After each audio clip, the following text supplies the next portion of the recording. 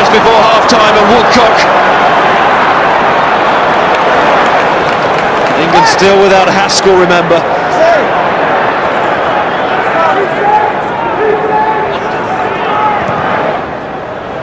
Carter settles for the kick, and I think England will settle for it as well. Flood. Kafoko is beaten. McCaw is not. Flood must release this, otherwise it's another penalty. Look at New Zealand with the breakdown. They really stay on their feet when they arrived. Cowan was one of those players. Armitage taken back into the 22. England will concede ground if it goes out. It doesn't. It's the final play of this first half. At the moment, the gap 9 points. At the moment. And it's Nonu, and it's breaking up, and there's a call inside from Woodcock. It's not the best pass. And that's half-time, with New Zealand sort of put there by England's lack of discipline in kickable positions again. It could have been worse if Carter got his kicks, all of those kicks, Stuart. Well, tactically, England did some things very well. Kennedy's done well. They've nullified Bradford, and that stopped New Zealand getting an attacking platform. But boy, we complained about England's ill discipline against Australia. It's twice as bad today. It's all set. Dan Carter has ball in hand. No changes made by either side at half-time, and 1 minute left on the James Haskell sim bin as far as England and New Zealand are concerned. Taken by Armitage, given to Flutie, and there is Easter galloping on! Oh, he's just been tackled. New was trying to get there. Kerr has got there. It's Kerr against New Zealand. Needs help.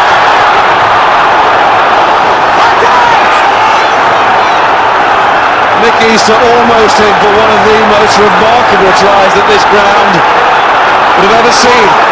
Straight from the kickoff.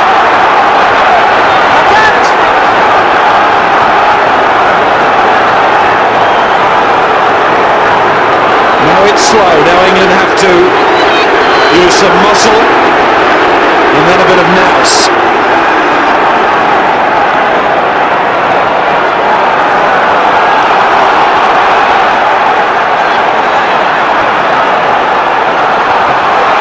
They're using the muscle all right.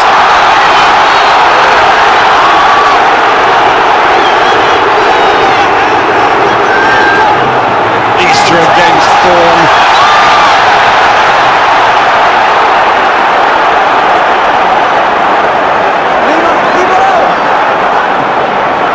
Scored from short range against Australia. Easter was the man. That has got all of his England tries from 1 metre. He only got one from 30. New Zealand still to concede a try in the test matches on this tour.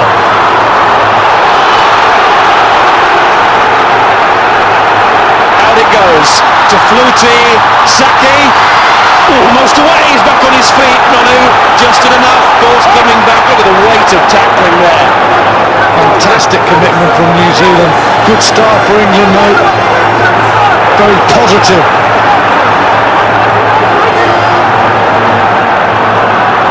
Lippman spills the ball, and look at New Zealand go from here.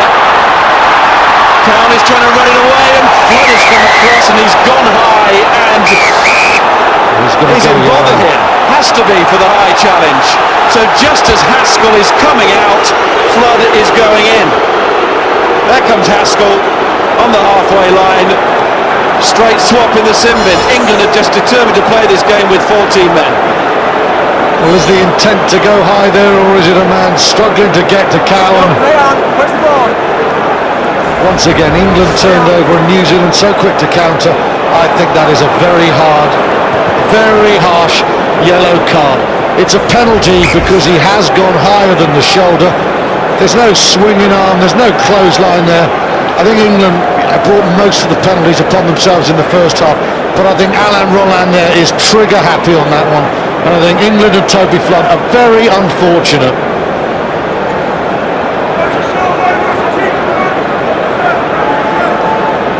So Toby Flood left to reflect Touch is giving you on Rolland's decision. Stand in the middle of it. I suppose the thing to ask, did he need to go that high? Right, no, he didn't, but it's still not a yellow card. I mean, basically, there was no intent. It's a penalty. Cowan. In comes Mears. And that would have been a real present. They had ball hook there, but also the very quick care it could have gone to.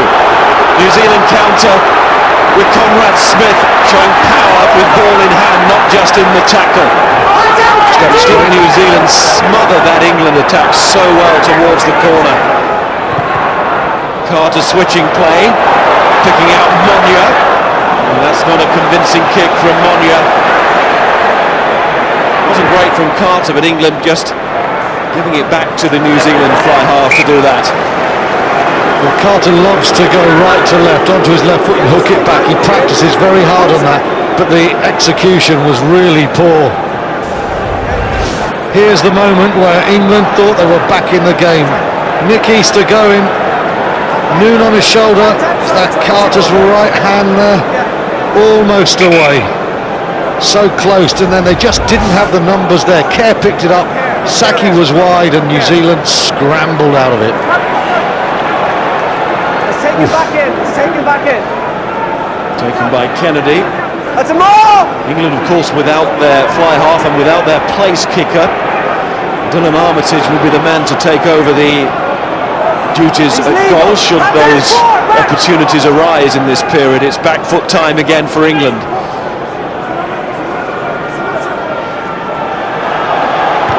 Cowan went offside.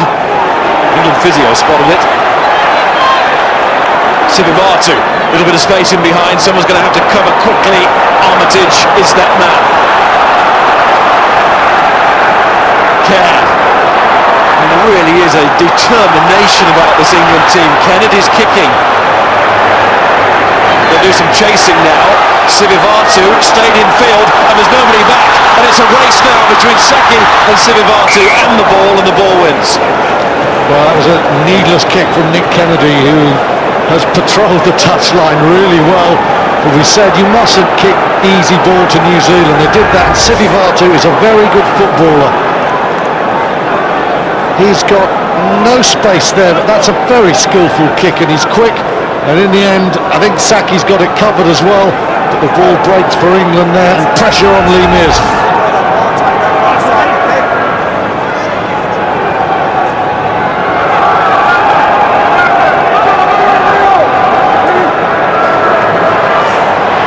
Mears and Kennedy combine.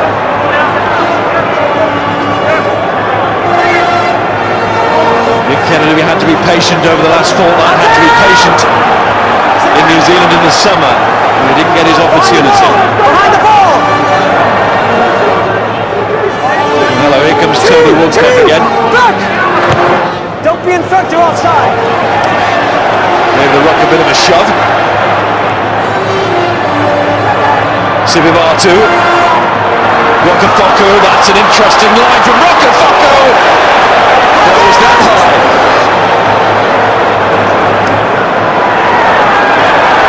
Referee lets it go. Woodcock is shoved wide.